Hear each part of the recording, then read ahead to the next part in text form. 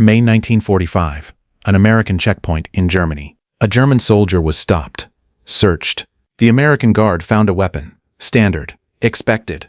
Then he found something else. A small envelope, worn at the edges, opened many times. Inside, photographs.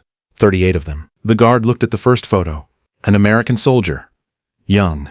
Dead. His name written on the back in German handwriting. The guard looked at the second photo. Another American soldier. Dead. Another name written on the back. He went through all 38. 38 dead American soldiers. Each one photographed. Each one named. Each one carried by this German soldier for months. The guard didn't understand. He brought the German to his commanding officer. The commanding officer didn't understand either. He sent a report to General Patton. When Patton arrived and looked at those 38 photographs, he asked the German soldier one question. Why? The German soldier's answer stopped the entire room. Before we get into what happened next, if you want more untold stories from World War II, hit that subscribe button. It was May 14, 1945. Germany had surrendered a week earlier, but the work of occupation had only just begun. Across Bavaria, American forces were processing thousands of German prisoners. Every man searched, every item recorded. An enormous, exhausting operation that went on around the clock. Sergeant First Class Robert Allen was running a checkpoint outside Regensburg when the German soldier came through. The man gave his name as Wilhelm Hartmann, age 31, from Munich. He had served 4 years in the Wehrmacht infantry. He handed over his rifle without being asked. He answered every question clearly. Nothing about him stood out. Then Allen found the envelope. It was tucked inside Hartmann's jacket, close to his chest. Not hidden, there was no attempt to conceal it, but kept carefully, the way a man keeps something he doesn't want damaged. Allen opened it and spread the contents on the table. Photographs. 38 of them, some creased and worn from months of handling. Each one showed an American soldier. Each one was dead, and on the back of every single photograph, a name had been written in careful German handwriting, copied from the man's dog tags. Allen went through them one by one. He didn't speak. When he finished, he looked up at Hartmann. "Where did you get these?" Hartmann met his eyes.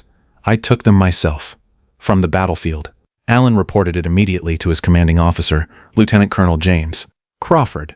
Crawford examined the photographs and had no explanation for what he was looking at. He forwarded the report up the chain of command, and by that afternoon, it had reached Patton's headquarters. Colonel Richard Hayes brought it to Patton's attention. "Sir, we have an unusual situation at the Regensburg checkpoint. A German prisoner was found carrying photographs of 38 dead American soldiers, every man identified by name. We don't know what to make of it." Patton read the report twice. Then he set it down. "Bring him here," he said. Hartmann arrived at Patton's headquarters the following morning. He was brought into a small room and seated at a table. Patton came in alone, with an interpreter, standing to one side. The 38 photographs were laid out between them. Patton sat down across from Hartmann and looked at him for a moment. Then he picked up one of the photographs, turned it over to read the name on the back, and set it down again. "Why did you keep these?" Patton asked. Hartmann looked at the photographs on the table.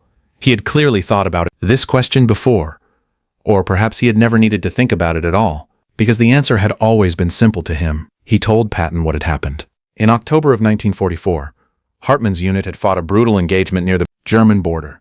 The battle lasted 2 days. When it was over, Hartmann was ordered to clear the area and collect anything of intelligence value from the American dead. He had done this before. It was part of his job. He went through the body methodically. Dog tags, documents, anything useful. But this time was different. "I don't know exactly when it changed," Hartmann told Patton through the interpreter. "I was going through their things, and I found a photograph in one man's jacket. A family photograph. A woman and 2 small children standing in front of a house somewhere.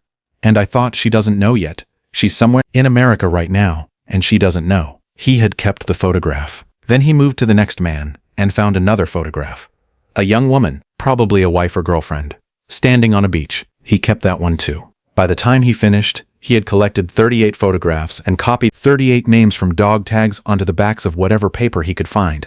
He had carried them through the German retreat in the winter of 1944, through the collapse of the front lines in the spring, through his own capture. "I thought that if I survived," Hartmann said, "I would find a way to return them, not the photographs themselves necessarily, but the names, the locations, proof that these men had existed and that someone knew where they had fallen. Patton listened without interrupting. When Hartman finished, the room was quiet. Patton picked up one of the photographs again. A young man who couldn't have been more than 19 years old. Private First Class Thomas Miller from Pennsylvania. The name was on the back in Hartman's careful handwriting. Patton held it for a moment. Then he set it down and turned to Colonel Hayes. "I want every one of these men identified through their records," Patton said. "Find their units. Cross-reference the names with casualty reports from that sector in October.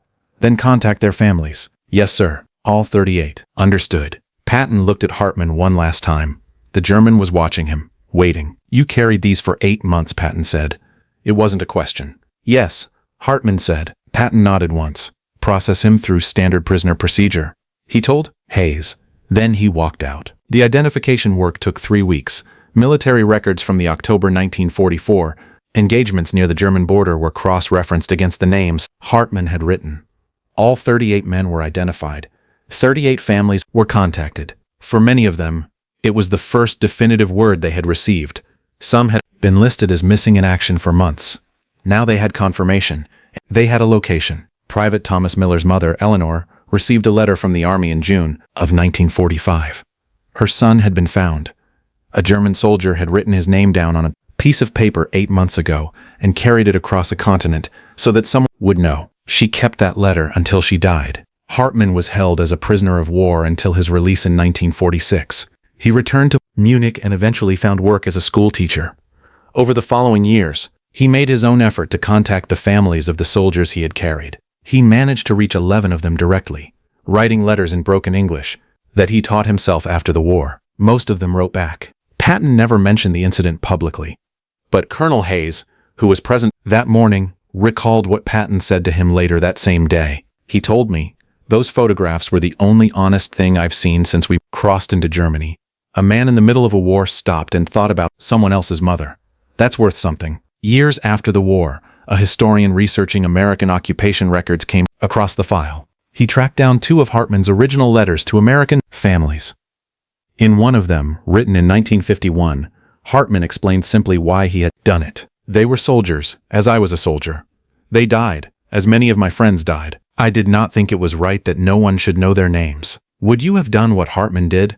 And was Patton right to recognize it? Let us know in the comments. And if you want more stories about World War II and what real strength means, make sure to subscribe.